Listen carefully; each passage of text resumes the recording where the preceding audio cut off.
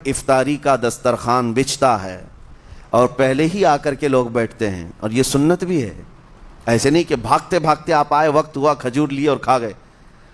افطاری کے وقت سے تھوڑی دیر پہلے بیٹھ جاؤ، تمہارے دسترخوان پر نعمتیں رکھی ہوئی ہیں، پھل بھی ہیں، میوہ جات بھی ہیں، کچھ کھانے پینے کی چیزیں بھی ہیں، ٹھنڈا شربت بھی ہے، دیکھتے ہوئے بیٹھے ہیں آپ، لیکن ہاتھ نہیں لگاتے ہیں۔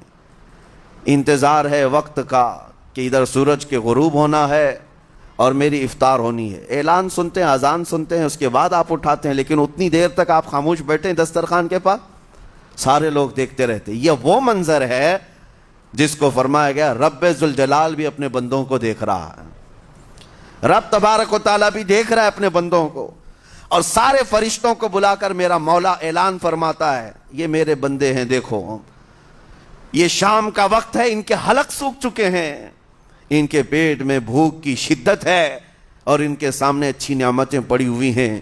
اے فرشتوں دیکھو میرے ان بندوں میں سے کوئی بھی ان نعمتوں کو ہاتھ نہیں لگاتا، یہ صرف اور صرف میرے لیے بھوکے اور پیاسے ہیں۔ اور فرشتوں سے اللہ فرماتا ہے تم گواہ ہو جاؤ، ان کی حلق تر ہونے سے پہلے ان کے لیے میں نے جنت لکھ دیا۔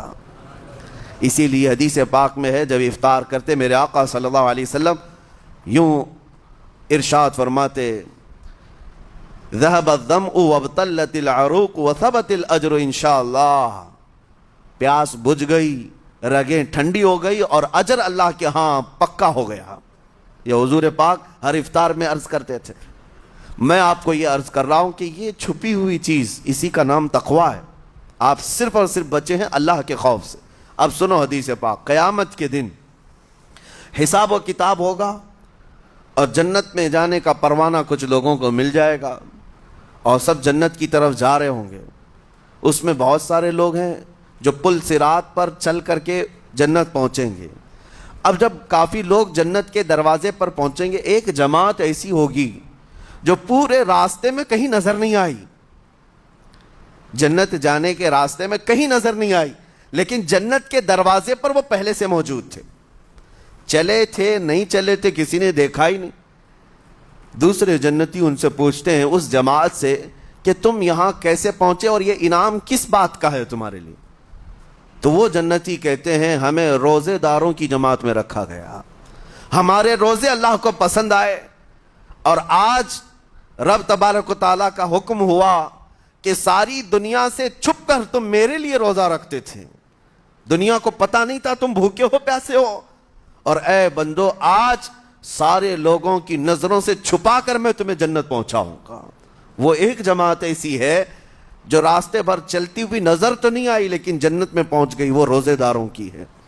آج یہ تقوی حاصل کرنے کا سب سے بہترین راستہ، اور تقوی کیوں ضروری ہے؟ اب آپ کے روزے سے کچھ حاصل ہوا نہیں ہوا آپ کو دیکھنا بھی ہے، یہ نہیں کہ کیلنڈر کی طرح گنتے جاؤ، 1 ہو گیا، 2 ہو گئے، 3 ہو گئے، ہوتے جائیں گے، یہ دن تو چلتے رہتے ہیں، گنتے گنتے 20 بھی ہو جائیں گے، 25 بھی ہو جائیں گے، 30 بھی ہو جائیں گے۔ روزے گننے کا حکم نہیں، اپنے آپ کو سرچ کرو اور پھر تھوڑی سی ورزش کرنے کے بعد بندہ ویٹ تول کر کے دیکھتا ہے کم ہوا گھٹا ہے کہ بڑا، ہر دن دیکھتا رہتا ہے۔ ہاں، ورزش کرنے کے بعد پھر ناپ کر کے دیکھتا ہے میرے جسم کا وزن کتنا گھٹا کتنا بڑا۔ ویٹ گین کرنے والے، ویٹ لاس کرنے والے دونوں بھی برابر چیک کرتے رہتے ہیں۔ روزہ رکھنے کے بعد تمہیں خود کو بھی چیک کرنا چاہیے کہ میرے اندر اب تبدیلی آئی یا نہیں آئی۔ ایک روزہ رکھا اور پھر رات کو تراویح میں کھڑا ہوا، میرے اندر بدلاؤ کتنا ہے؟ کیا اب اللہ کی آیات قرآن کی سنتا ہوں، میرے آنکھوں سے آنسو آ جاتے ہیں؟ اگر آ گئے ہیں تو اس کا مطلب ہے کہ دل نرم ہو گیا، اس روزے نے اثر دکھانا شروع کیا، اور پھر ویسی کا ویسا ہے، تو اس کا مطلب ہے کہ آپ کے روزے سے آپ کو تقوی نہیں مل رہا ہے، آپ کو تقوی نہیں مل رہا۔